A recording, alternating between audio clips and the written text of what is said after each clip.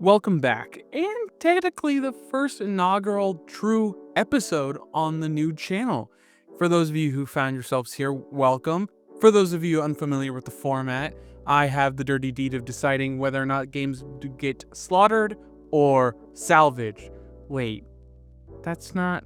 I don't have a format. This is the second episode. That's not my thing. Some of you might be thinking another Gamecube video. Well, that's primarily because I want to restart the whole thing, so next week will be the first newer game.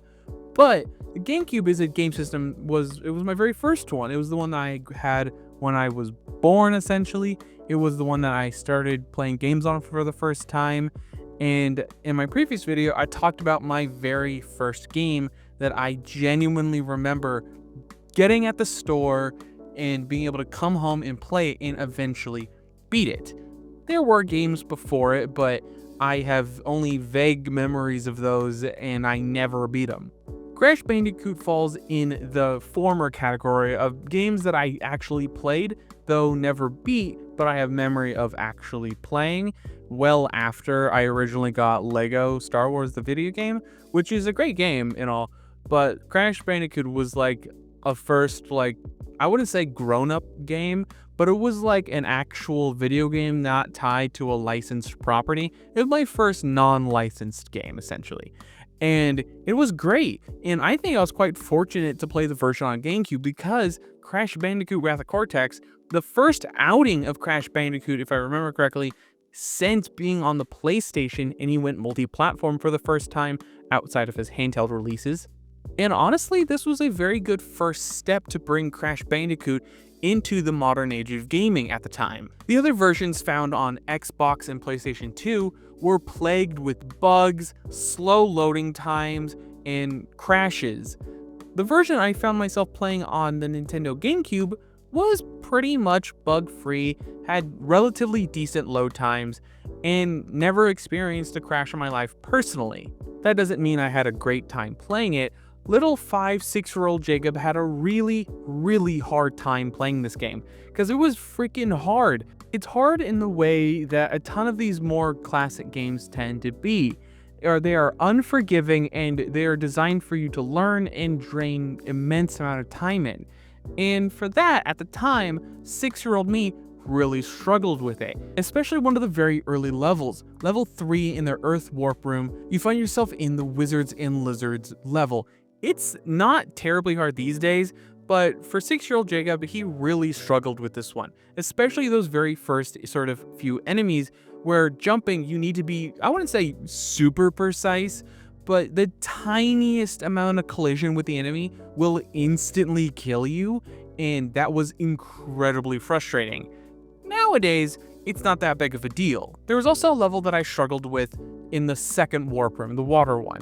It's called Jungle Rumble. It's where you're basically rolling around on this giant ball thing, and it's almost like a Kirby tilt and tumble kind of game, but you gotta use like the analog sticks. It's not great. It would have been done way better today, but I also struggled with that one when I was a little kid. And nowadays, like I said, it's significantly easier, and it was a ton of fun, but at the time, I really struggled with it. When I was a kid, the furthest I was able to get to was Smokey in the Bandicoot. It's a racing-themed level found in the third warp room, the fire-themed one. And it wasn't terribly hard for me to beat it nowadays. When I was a kid, though, I had to ask my dad for help, and he struggled with it. He threw my GameCube controller on the floor and stormed away, because he's like, I can't do it. Because when I was a kid, almost any game I ran into any problems with, the first thing I would do was call my dad over and ask for help. The gameplay in of itself is your fairly basic Crash Bandicoot experience. It's the camera floating right behind you, you're sort of jumping and platforming and stomping on many creatures' heads, collecting gems and crystals, smashing all the boxes to eventually reach 106% in terms of game completion. So for that, it's fairly standard and doesn't really stand out in any ways currently, especially with the more modern incarnations of Crash Bandicoot. This is really about as bog standard a Crash Bandicoot game you can really get, but it was the beginning of the end of the franchise for quite some time, because after this game, they made continuous and I mean continuous lapses in judgment and just a cascade of flop after flop after flop. Sure, there are minor successes here and there, but I highly doubt anybody's going back to play Crash Bandicoot Crash of the Titans or Crash Bandicoot Twinsanity these days. Honestly though, when it comes to seeing all the other Crash Bandicoot games lined up against this one, it's not the best one, but it holds up quite well, especially if you love the more traditional Crash Bandicoot gameplay. It's definitely a very odd one, and it's not nearly as popular as the three preceding it, or as notorious as the ones that came after it. I wouldn't necessarily say the game gets forgotten, but it is greatly overlooked by the vast majority of fans, especially those of you who owned it on the other platforms other than the Nintendo Gamecube, where you suffered from notorious and just continuous game problems, as in those crashes, slow load times, which made the game a complete chore to go through. So understandably, a lot of people didn't like playing it. Anything from the music to the overall graphical style, it was amazing. Something that I go back to constantly is the music from this game. It sounds absolutely fantastic. A particular favorite of mine is whenever you find yourself in a castle-themed level, it is just the most intense sort of gothic version of the main theme. Fun fact. Jesus Christ, what was that? But that's a good segue. Fun fact, actually, when I was doing research for this game and growing up, I genuinely didn't notice this. I recently, though, found out that Mark Hamill voices the character Pyro, the fire elemental, in the actual game, which is actually incredibly cool. Growing up, I genuinely didn't notice that, but now that I'm older, I was thinking when I was playing, I'm like, this kind of sounds like Mark Hamill. And then I did some Googling, and it turns out it was. Much like the Avatar, you go through the four major elements: earth, water, fire, air, and space.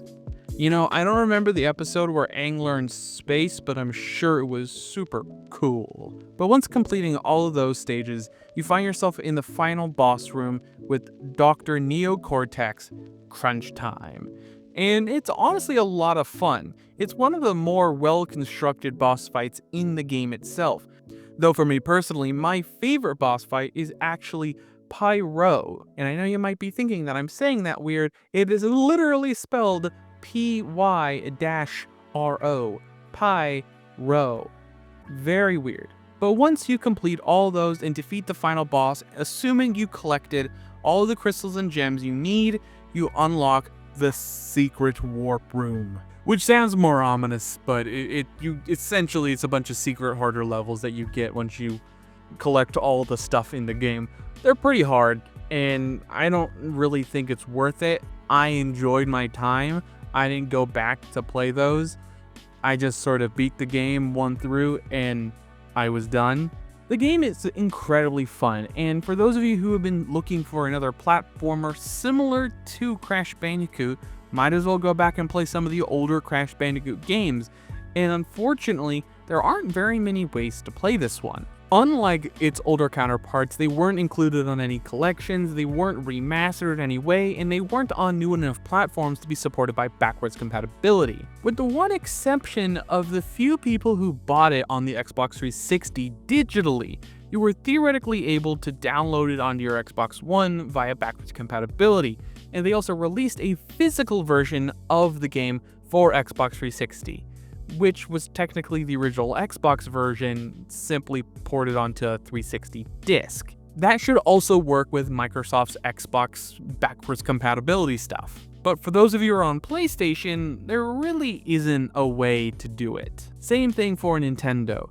The highest you can go with your backwards compatibility is taking your Gamecube game and playing it on your Wii. You can't even bring it to your Wii U. So you're pretty much only left with emulation, unless you're an Xbox user. With how cheap and easy though emulation is getting, it's honestly not that bad of a solution to be able to play this game. You could also just always play the originals on the original systems, but like I said, the versions you would want to avoid are the Xbox original and the PS2. You might want to get the GameCube version, but that one can be pretty expensive, and getting GameCube stuff in general is pretty expensive these days. So honestly, just emulate it. Other than that, I would love to hear what you guys think. Are you planning on getting this game? I'll leave a link down below to any available sources you can buy the game with my affiliate links down below. Also, don't forget to leave a like, comment, and subscribe. All the other social media coverage down below. And last but not least, and I hope people actually like all the Kid Icarus references. I grew up watching that guy. He makes good stuff.